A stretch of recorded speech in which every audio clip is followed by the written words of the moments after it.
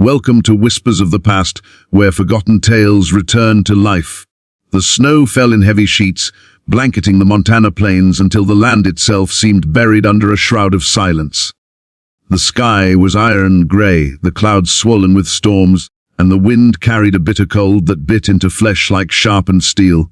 Against the fence, tied with rough rope to the splintered wood and barbed wire, a woman sat slumped, her body trembling with exhaustion. Her dress, once white, was muddied and torn, clinging to her skin where sweat and blood had soaked through. Clara's breath came in shallow, ragged gasps, visible clouds of heat vanishing into the frigid air, as though the world sought to steal the last warmth from her.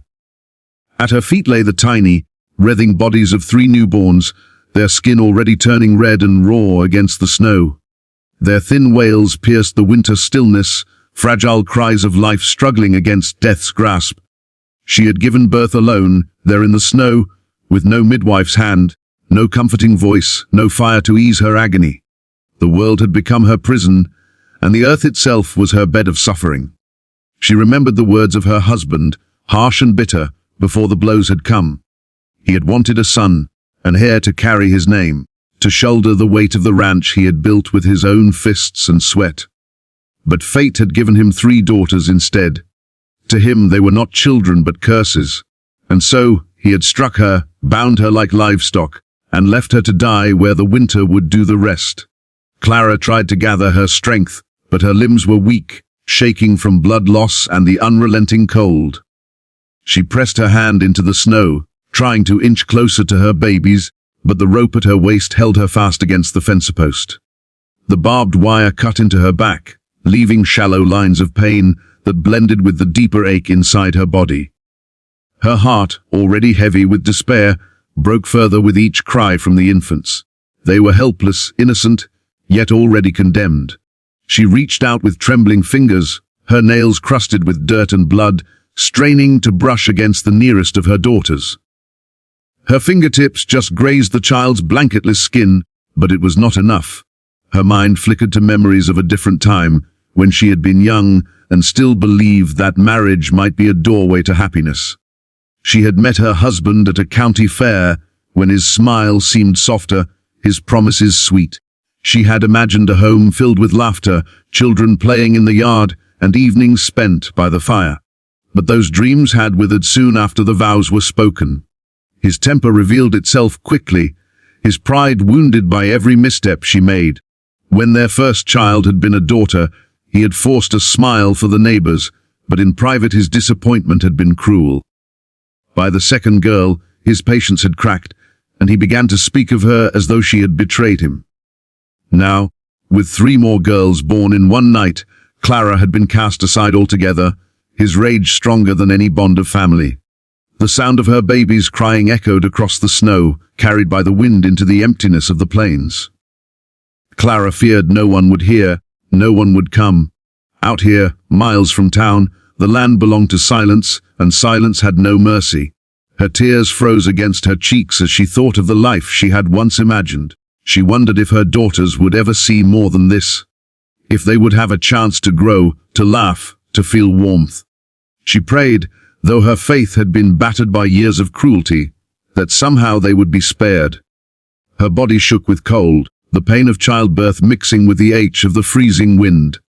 She tried to hum softly, the way her mother once had, hoping the sound of her voice might soothe the babies. But the tune faltered, breaking into gasps of pain. The girls cried harder, their tiny fists clenching, their bodies kicking against the snow that threatened to swallow them whole. Clara's heart ached with the knowledge that she could not even lift them, could not even wrap them in the comfort they deserved. She had been reduced to helplessness, and that helplessness tore at her more than the cold. Somewhere beyond the storm, the faint sound of hooves broke through her despair. At first, she thought it a trick of her mind, a cruel imagining born of desperation. But then the crunch of snow grew louder, steady, deliberate. Her head lifted weakly, strands of hair falling across her face, and she squinted against the flurries of white.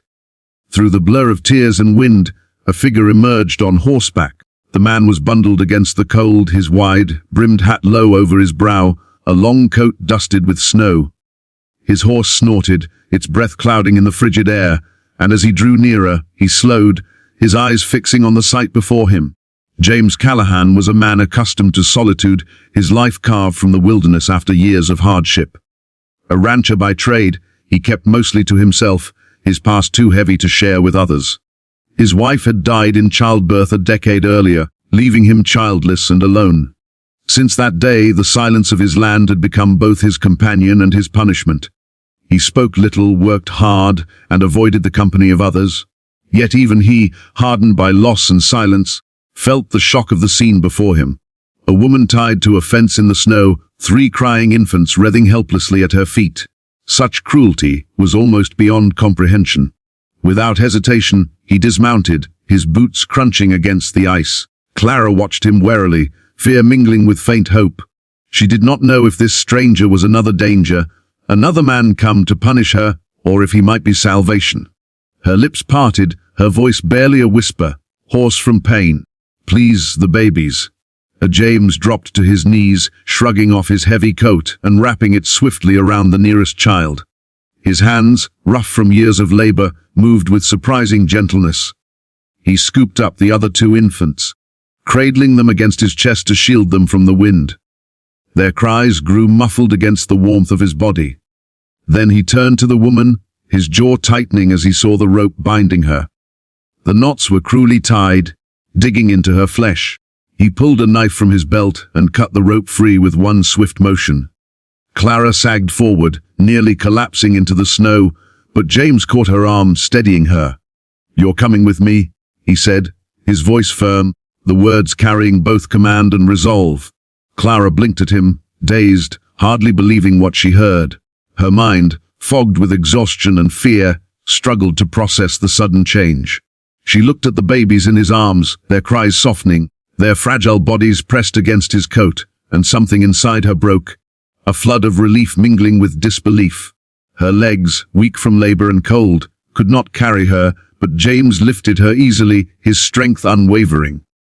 The storm pressed around them, relentless, but James moved with purpose, his steps sure as he guided her back to his horse. Clara leaned against him, her body trembling, her lips murmuring broken words of gratitude she could scarcely form. For the first time since the agony had begun, she allowed herself to hope that she and her daughters might survive the night. The horse shifted uneasily, sensing the weight of its burden, but James steadied it, placing the bundled infants securely in the crook of his arm, while helping Clara onto the saddle. He climbed up behind her, holding the reins with one hand, the babies nestled safely in the other. With a click of his tongue, he urged the horse forward, away from the fence, away from the place where cruelty had nearly ended their lives. The snow swallowed their tracks as they rode into the storm, but Clara felt, for the first time in many years, that perhaps she was not entirely lost. The stranger's coat wrapped around her daughters, the warmth of his presence against her back, the strength of his voice in her ear, all of it whispered of a future she had thought forever denied. She closed her eyes, surrendering to the darkness that tugged at her, trusting that this man, whoever he was, had chosen to carry her out of the cold. And so, beneath the storm, heavy sky of the Montana frontier, where death had seemed certain, the fragile thread of life held fast. Clara and her daughters were no longer alone in the snow. The snow did not ease as the horse carried them through the storm. The land was vast and merciless, every ridge and hollow swallowed by white, but James knew its paths as well as a man could. He leaned forward slightly, shielding the infants against his chest, his arms steady even as the wind pushed hard against them. Clara rested limply against him, her head tucked into his shoulder, the rhythm of the horse's movement rocking her in and out of consciousness. He could feel the weight of her exhaustion, the tremor in her body, the shallow breaths of a woman who had given everything she could to survive. His cabin was miles away, a long ride under the best conditions, but James pressed on, urging the horse with a quiet firmness. He thought of little else beyond reaching warmth, safety, a fire that could keep them alive through the night. Yet in the back of his mind, unbidden, came the memory of his own wife, Emma. He had been younger then, filled with certainty that their love would weather any hardship. But when the day of her labor had come, It had ended in blood and silence. He had buried her beneath a lone cottonwood tree not far from the ranch, and with her went the last piece of softness he had ever known. Since then, the world had been harsh lines and hard work, a life measured in cattle brands and winters endured. He had told himself he was done with family, that fate had spoken its final word. But now there were 3 infants crying against his chest, their tiny hands curling into fists, their mouths seeking warmth. And there was Clara, broken but breathing, clinging to him not by choice but by necessity. Something inside him shifted, something he had thought long dead, like an ember sparking faintly in the ashes of an old fire. The horse's hooves pounded against the frozen earth, until at last the dim outline of James's cabin came into view through the storm. It was a sturdy structure, built from logs with his own hands, its chimney coughing faint smoke into the sky. Relief filled him. Though he did not slow until they reached the stable, he slid from the saddle quickly, balancing the babies in one arm while steadying Clara with the other. Her legs nearly gave out as he lowered her, and he had to hold her against him, her body feather-light, fragile as though she might crumble at any moment. Inside the cabin, warmth greeted them, the fire still glowing faintly in the hearth from that morning. James set the babies down carefully on a folded blanket near the fire, then lifted Clara to the bed tucked against the far wall. He stoked the flames, added more logs until the room filled with heat, and fetched what water he had. Clara murmured something faint, her voice breaking as though the words themselves were too heavy. He knelt beside her, holding a tin cup to her lips. She drank slowly, coughing at first, then swallowing as though each drop was life itself. Her eyes, blue though clouded by exhaustion, lifted to his. She tried to speak again, and though her voice was weak, the words came clear enough. Why are you helping me? James did not answer at once. He glanced toward the fire where the babies squirmed and whimpered, their cries growing softer as the warmth wrapped around them. He thought of Emma again, of how her cries had turned to silence, of how he had sat helpless while life slipped from her body. He turned back to Clara, his voice low but steady. Because no one else would. Because no one should be left to die like that. The tears welled in Clara's eyes, and she turned her face toward the wall, overcome by more emotion than her body could hold. James let her be, rising to tend to the infants. He wrapped them one by one in woolen cloth, careful to tuck the edges close. Their tiny faces softened, the cries dwindled to faint whimpers, and soon they nestled against each other in quiet sleep. He studied them, the fragile curve of their noses, the rise and fall of their chests. They were so small, so breakable, and yet in them there was a strength, a refusal to give in to the cold that had nearly claimed them. He felt something stir in his chest, a recognition that life had placed them in his path for a reason. Through the night he moved between tending the fire, checking the babies, and making sure Clara had water. She drifted in and out of restless sleep, waking with a start at times, her eyes filled with fear as though expecting her husband's shadow to appear at the door. James reassured her with little more than silence, the quiet steadiness of his presence more comforting than words. He had never been a man of speeches. What he offered was action, the unspoken promise that under his roof no harm would touch her again. When dawn broke, the storm had eased. Pale sunlight crept across the floorboards, revealing the cabin in its full simplicity, a table with 2 chairs, a stove for cooking, shelves of tools and supplies. It was not much, but it was shelter. Clara stirred, her body stiff, her mind hazy. She turned her head slowly, her eyes settling on the 3 infants bundled together near the fire. For a moment she thought it must be a dream, that surely they had perished in the snow. But their tiny chests rose and fell, and she heard the soft sound of their breathing. Relief crashed over her, and she wept silently, covering her face with her hands. James, who had been tending to the stove, glanced at her but said nothing. He let her cry, knowing that tears were as much a release as they were a burden. When she quieted, he placed a bowl of broth beside her. "Eat," he said simply. She obeyed, her hands trembling as she lifted the spoon.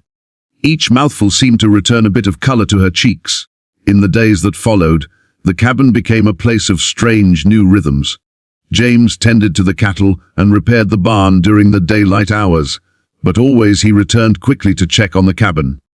Clara grew stronger with each passing day, though her body bore the marks of her ordeal, and her spirit carried wounds deeper still. At times she avoided his gaze, ashamed of her weakness, uncertain of her place under his roof. At others she stared at him with suspicion, as though waiting for the moment when kindness would turn to cruelty, when his hand would strike as her husband's had. James never did. He kept his distance, not out of coldness but respect, giving her space to heal. Yet he was always there when needed, lifting water, tending the fire, soothing the babies with a patience she had not expected from a man so roughened by the land. She found herself watching him when he did not notice, the quiet way he moved, the gentleness that contradicted his weathered face and scarred hands. One evening, as the sun bled red over the horizon and the land turned to shadows, Clara spoke of her past for the first time. She told him of her husband's cruelty, of the nights filled with silence and the days with harsh words, of how each daughter had been received not with joy but with disdain. Her voice shook as she described the night he had tied her to the fence, his eyes burning with rage as he left her in the snow. He said I was useless, she whispered, her hands twisting in her lap, that I had given him nothing. James listened, his jaw tightening, his silence heavy with unspoken fury. When she had finished, he said only, he was wrong. Clara blinked at him, startled. She had expected pity, perhaps even judgment, but not such certainty. James met her gaze, his eyes steady. You gave life to 3 children. That is not nothing. That is everything? Something in her broke then, not from pain but from the sudden weight of hope pressing against the hollow place inside her. No one had ever spoken of her daughters as blessings. No one had ever looked at her with such conviction. She lowered her head, tears sliding freely down her cheeks. But for the first time they were not tears of despair. As winter stretched on, their lives wove together, bound by necessity and slowly by choice. Clara learned the small tasks of the cabin, her strength returning with each passing week. She rocked the babies by the fire, sang to them softly when they stirred, her voice growing stronger each day. James continued his work on the ranch, but when he returned each evening, he was drawn not just by duty, but by the warmth that now filled his home. The loneliness that had once been his only companion began to ease. He found himself listening for the sound of Clara's voice, for the cries of the babies, for the simple rhythm of life that had taken root in his cabin. And though neither of them spoke of the future, something unspoken grew between them, a fragile understanding that perhaps fate had not finished with either of them after all. For Clara, the fear of her husband's return still lingered like a shadow at the edges of her mind. But each day she saw more clearly that the world could hold not just cruelty but kindness too. James had given her no promises, no declarations. What he gave her was steadier, stronger, the proof of action, the shelter of his roof, the safety of his presence. And so, in the heart of the Montana wilderness, where life was measured by survival, a broken woman and her daughters began to heal in the quiet strength of a lonely rancher who had chosen compassion over silence. What began as rescue slowly took root as something more, something that neither of them dared to name but both began to feel. A chance at redemption, at family, at a future written not by cruelty, but by care.